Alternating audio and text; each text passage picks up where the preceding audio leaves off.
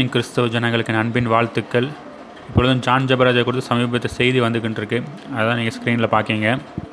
பாருங்கள், தனக்கு பழக்கமான இளம்பெண் ஒருவருடன் அவர் மூணார் ரிசார்ட்டில் கைது செய்யப்பட்டிருக்கிறார். எப்படிப்பட்ட மத போதகர்களை விசுவாசிகளாகிய நீங்கள் வளர்த்து விட்ருக்கீங்க பார்த்தீங்களா? இது எவ்வளவு கிறிஸ்தவத்துக்கு ஒரு சீர்கேடு. இயேசு கிறிஸ்து நாமத்தை இவர் அப்படியே வீணிலே வழங்கிவிட்டார். இவர் வழங்கலை, விசுவாசிகளாகிய நீங்கள் வழங்கிட்டீங்க. பாருங்கள், இவ்வளோ தனிப்பட போலீஸார் அமைச்சு இவ்வளோ நாள் போலீஸ்க்கு தண்ணி காட்டி கொண்டு வந்திருக்கிறார். ஒரு போதகருக்கு இவ்வளவு துணிச்சல் பாருங்கள். அப்படின்னா இவர் எவ்வளோ பெரிய ஒரு நயவஞ்சகராக இருந்திருப்பாருங்கிறத நீங்கள் பார்த்துக்கிறங்க. போலீஸ்காரங்களே தேட வைத்திருக்காரு. தேடி தான் அவரை கடையில் அரெஸ்ட் பண்ணியிருக்காங்க. அது இயேசு கிறிஸ்து நாமத்தை வீணில் வழங்கினவனுக்கு இப்படி தான் நடக்குங்கிறத தான் கடவுள் காமிச்சிருக்கிறார். அதனால் தயவு கூர்ந்து இதை பார்க்கின்ற ஒவ்வொரு போதகர்களாலும் சரி, யாருனாலும் சரி, பணத்துக்காக இயேசு கிறிஸ்துவை விற்று கொண்டு இருக்கிற அத்தனை போதகர்களும் சரி, உடனடியாக மனம் திரும்புங்க. பணத்துக்காக இயேசு கிறிஸ்துவ தயவு கூர்ந்து யாரும் விற்காதீங்க. அவருடைய சத்தியத்தை சொல்லுங்கள். ஜனங்களை மீட்டெடுக்கணும். அதுதான் முக்கியமானது. ஏனென்றால் இந்த ஜான் ஜெபராஜோட போதனை உங்களுக்கே தெரிஞ்சிருக்கும். காணிக்கை அவனுக்கு நேராக தான் வாங்கினான். நகையை போடு, ஜுவல்ஸை போடு, நான் ஏரோப்ளேன் வாங்கணும், நான் ஜெட் பிளேன் வாங்கணும்னு போட சொன்னான். ஆனால் வேதம் என்ன சொல்லுது? இயேசு கிறிஸ்து என்ன சொல்லுகிறார்? நீங்கள் ஏழைகளுக்கு கொடுங்கன்னு சொல்கிறார். இவன் என்னைக்காவது ஏழைகளுக்கு கொடுங்கன்னு சொல்லி அவன் போதித்திருப்பானா? நீ எனக்கு கொடு, நான் செழிப்பாக வாழணும், இதான் போதிச்சான். செழிப்பின் உபதேசம். இப்போ இந்த செழிப்பின் உபதேசத்தோட அவுட்புட்டு தான் இப்போ இவர் செழிப்பாக ஜெயிலுக்குள்ளே போய் இருக்க போகிறாரு. இதே போல் இந்த செழிப்பின் உபதேசத்தை பண்ணுகிற அத்தனை பேரும், இந்த ஜஸ்டின்னு, இந்த ஜெசுடியன்னு, நிறைய கூட்டங்கள், இவனுடைய கூட்டங்கள் இருக்குது. அலிபாபாவும் 40 திருடர்கள் மாதிரி இவன் எல்லாரையுமே தூக்கி உள்ளே பிடிச்சி போடணும். இவனும் ஒரு கிறிஸ்தவ போதகர், இவனுக்காக ஜெபம் பண்ணுங்க அப்படின்னு நிறைய பேர் சமூக வலைதளத்தில் வந்துட்டுருக்காங்க. அந்த வீடியோ நீங்கள் பாருங்கள். ஹாய் ஃபேமிலி, உங்கள் எல்லாத்துக்கும் ஒரு முக்கியமான விஷயம் சொல்லணும்னா இந்த வீடியோ உங்களுக்கான வீடியோ இது.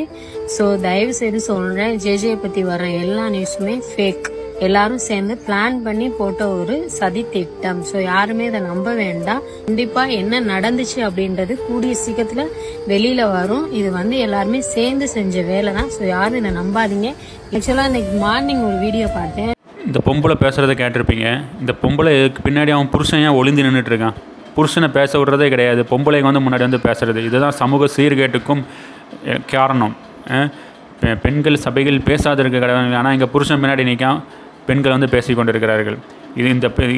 இதனால தான் இப்படிப்பட்ட பெண்கள் மோசம் போகப்படுகிறார்கள். இப்படிப்பட்ட நயவஞ்சக ஜான் ஜெபராஜை போன்றவர்களால். அந்த பொம்பளை சொல்லுது இதெல்லாம் ஃபேக் நியூஸ் தான். அப்படின்னா என்ன கவர்மெண்ட் என்ன அதை தப்பாக சொல்லுது? அதான் ரிசார்ட்டில் போய் இன்னொரு பெண்ணோட அவர் கைது செய்யப்பட்டிருக்கிறார். இன்னும் நிறைய பேர் இருக்காங்க. ஜான் ஜெபராஜுக்காக ஜெபம் பண்ணுங்கள். என்ன ஜெபம் பண்ணணும்? அவன் முதல்ல மன்னிப்பு கேட்டிருக்கானா? அவன் இதெல்லாம் நான் பண்ணது தப்பு, இதெல்லாம் நான் வேணும்னு சமூக வலையத்தில் மன்னிப்பு கேட்டானா? இல்லை ஒய்ஃபோட போய் சேர்ந்து வாழ போகிறேன், என் ஒய்ஃபு துரோகம் பண்ணிட்டேன், என்னை மன்னிச்சிருக்கணும்னு ஒய்ஃபோட போய் சேர்ந்து வாழ்ந்தானா? இதெல்லாம் அவன் செஞ்சால் தான் அதுக்கப்புறம் நம்ம அவனுக்காக ஜெபம் பண்ணணும். மன்னிப்பே ஒருத்தன் கேட்காத பட்சத்தில் எப்படி ஜெபம் பண்ணணும்?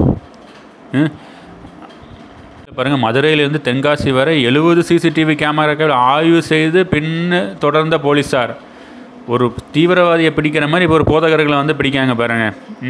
அப்படின்னா இவன் எவ்வளவு பெரிய தந்திரமானா இருந்திருப்பான். எவ்வளோ பேருக்கு தண்ணி காட்டியிருக்கான் பாருங்கள். அப்படின்னா இவன் எவ்வளோ தந்திரமாக விசுவாசிகளை ஏமாத்துறான். ஆனால் அந்த விசுவாசிகள் வி சப்போர்ட் ஜான் ஜெபராஜ் என்று கூறுகிறார்கள். எவ்வளவு கேவலத்துக்குள்ளே கிறிஸ்தவம் போய் இருக்கிறது. இவன் கூறுகிற கிறிஸ்து வேதத்தில் உள்ள கிறிஸ்துவா?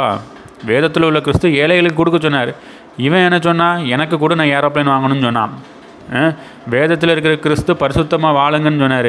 இவன் நடவடிக்கைகள் நீங்கள் பாருங்கள், கூத்தாட்டம். இவ்வளவு நடந்த பிறகு இன்னும் விசுவாசிகளுக்கு சொரணம் வரணும்லாம் நீங்களாம் என்ன கிறிஸ்தவர்கள் என்று புரியவில்லை. கிறிஸ்தவர்கள்னால் சொரணம் உள்ளவர்கள். இயேசு கிறிஸ்துவை கொண்டவர்கள் பாவத்தை குறித்து தட்டி கேட்பார்கள். அப்படிப்பட்ட இதுதான் பவுல் கூறுகிறார். ஆனால் இப்போ என்ன, யாருக்குமே ஒரு சொரணம் இல்லாமலே போயிட்டீர்கள். ரொம்ப அவலட்சணுக்கு நேராக சொல்லுகிறது. இதற்கு எல்லாம் காரணம் கள்ள போதனை, எல்லாம் தந்திரமான போதனைகள், திருத்துவம். இதை வச்சு கொண்டு நிறைய சர்ச்சுகளில் வச்சு அவ்வளோ பேரும் சம்பாதித்து கொண்டு இருக்கிறது. அவங்க சம்பாதிக்கிறதுக்கு விசுவாசிகளை அடிமைகளாக வைத்து கொண்டு பணம் என்று கிறிஸ்துவை வியாபாரம் செய்து விட்டார்கள். கிறிஸ்து சாட்டை எடுக்கும் காலம் ஆரம்பிக்கப்பட்டு விட்டது. அதில் தயவு கூர்ந்து விசுவாசிகளை நீங்கள் மனம் திரும்புங்க. எவன் பின்னாடியும் போகாதீங்க. ஆவிக்குரிய தகப்பன் எவன் பின்னாடியும் போகாதீங்க. வேதம் திட்டமும் தெளிவுமாக நமக்கு ஆவிக்குரிய தகப்பன் இயேசு கிறிஸ்து மாத்திரமே.